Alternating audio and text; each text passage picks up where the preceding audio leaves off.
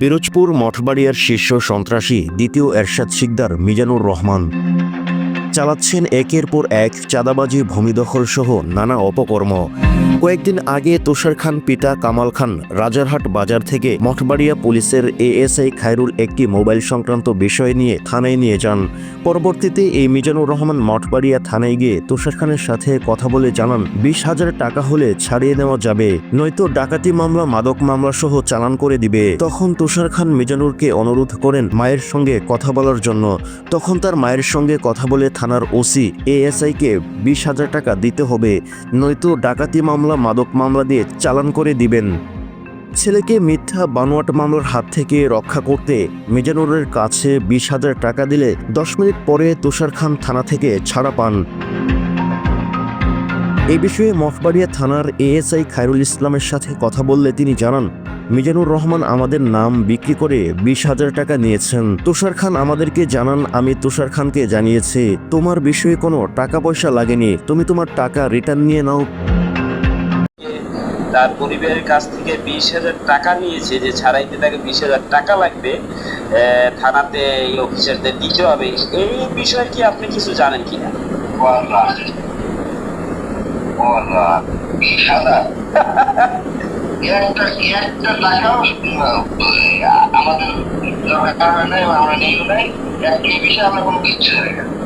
এখন ওই যে আপনার কথা আমরা কিছু ও আমারে বলছিল আপনারা সমস্ত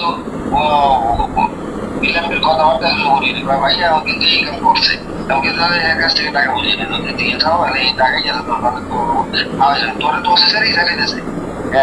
ভালো মানুষ যদি সে কোনো ই করে নেই না, আমি তো ই করলাম না, তুই দিন আমি স্যারের কাছে যেরকম পাচ্ছি খারাপই করছে। আমরাও ওদের মানুষ আর বাবাটা থাকে, তুমি বাড়িতে থাকে না।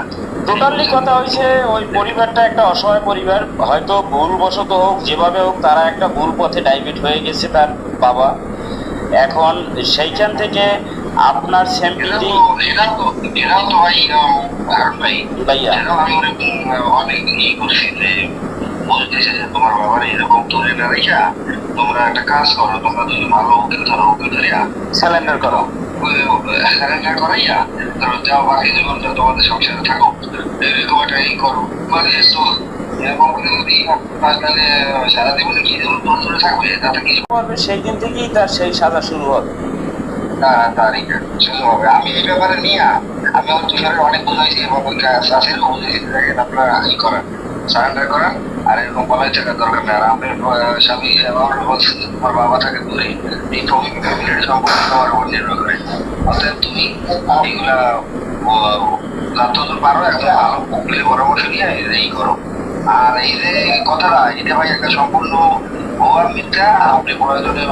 না না, ওই ছেলে কিন্তু ওই ছেলে ভাইয়া, ওই ছেলে বা ওই ছেলের পরিবার এরা কিন্তু আপনার বা থানার কোনো অফিসারের কথা তারা বলেনি। তারা বলছে মিজানুর রহমান তালুকদার থানা পুলিশ অফিসারদেরকে, যে অফিসাররা ধরে নিয়ে আসছে এবং ওসি এদেরকে 20,000 টাকা দিতে হবে, তাইলে পরে ছাড়বে, না হইলে ছাড়বে না। কিন্তু টাকাটা সে নেছে আপনাদের কথা বইলে। ভাই একদম এই কথা আপনি ওটা বলেন, টাকা টাকা তুলে নেয়। আর হলো ওই যে অফিসারের কথা, অফিসারে একটা টাকা ঘুষ তো খাই না, আমি জানি। 365 দিনে আমার 200 টাকা রোজা কার্যকলাপের ত্রুটি আছে, যার কারণে সেগুলো নিয়ে এসে ভাইয়া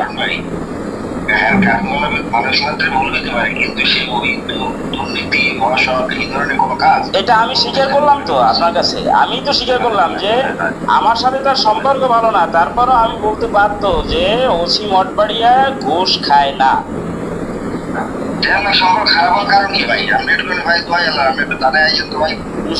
আসবো আসবো আসবো, একসময় আসবো, অবশ্যই আসবো। আগে একটু মিজানুর রহমান তালুকদার,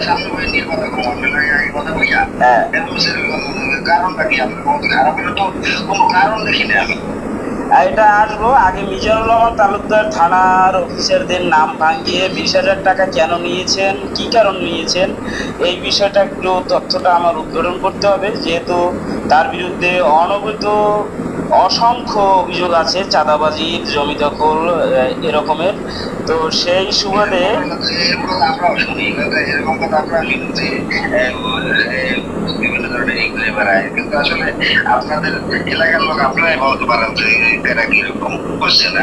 বিএনপি দলীয় কেউ আছে, আমাদের দলীয়, এই সমস্ত বিষয়ে কথা বলতে এখন আমরা পুলিশেরা বলছেন না আমরা কিরকম আছি। না, আপনারা নিরপেক্ষ থাকবেন, আপনাদের তো কারো। পুলিশ অফিসার খায়রুল আরও জানান, মিজানুরের বিরুদ্ধে একাধিক অভিযোগ আছে। চাঁদাবাজি, ভূমি দখলের কিন্তু আমরা নিরুপায়। তারা বিএনপির পোস্ট, পজিশন এবং ক্ষমতার অপব্যবহার করে চালাচ্ছেন এ সকল অবৈধ কর্মকাণ্ড। উক্ত বিষয়ে মিজানুর রহমানের সাথে কথা বলার চেষ্টা করলে তিনি মোবাইল ফোন রিসিভ করেননি।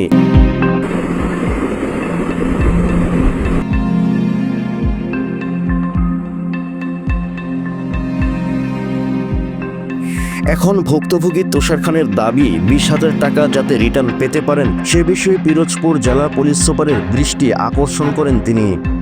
20,000 টাকার আপনাকে থানায় নেওয়া হয়েছিল কেন? আপনার বিরুদ্ধে কোনো মামলা ছিল? না, আমার বিরুদ্ধে কোনো মামলা ছিল না, অভিযোগ ছিল না, কিছুই ছিল না। শুধু ওই একটা টাকা পাইতো, ওই যে মাহির কাছে আমি কিছু টাকা পাইতাম, তো টাকাটা দেয় না, এই কারণে ওর মোবাইলটা নিয়ে আমি আটকাইছিলাম। এর সাক্ষী প্রমাণ সব ছিল, কিন্তু তারপরেও ওরে বলছি টাকা দে, কিন্তু মোবাইলও নেয় নাই, টাকাও দেয় নাই, কিছু করেও নাই। ও হচ্ছে নিরিবিলি রয়েছে।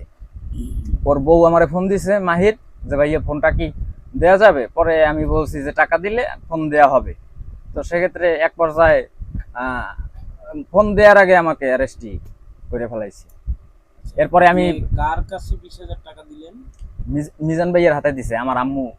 মিজানুর রহমান আমাদের দাউদখালী ইউনিয়ন বিএনপির সাবেক সভাপতি। আচ্ছা, উনি আপনাদের কি আত্মীয় হন?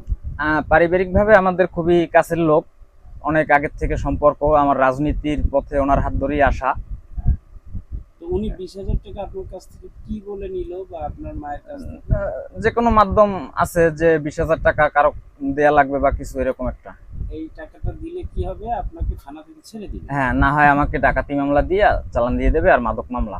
এইটা আপনাকে কে বললো ডাকাতি আর মাদক মামলা দিবে? ওই যে বিভিন্ন লোকজন, ওই যে মিজান ভাইয়া, এরপরে আর ওই আমি ভিতরে বসে শুনতেছি আর কি, যে এরকম প্ল্যান করতেছে। মিজান সাহেব তখন কি থানাতে উপস্থিত ছিলেন? তিনি কি পুলিশ অফিসারদের সাথে কথা বলতেছিলেন? হ্যাঁ, ওসি স্যারের সাথে কথা বলছে, সেখানে জহির স্যারও ছিল, মিজান ভাইয়া ছিল। এরপরে ওসি স্যারের ওখান থেকে বের হওয়ার পরে কিছুক্ষণ পর, তারপরেও ঘন্টাখানিক পর হচ্ছে আমাকে বের করছে টাকা দেওয়ার পরে।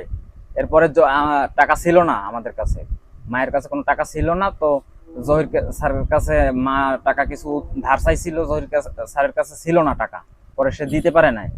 তো এই আপনার কাছ থেকে যে টাকাটা নিয়েছে সেটা কি জহির সাহেব জানেন কি, দেখেছেন?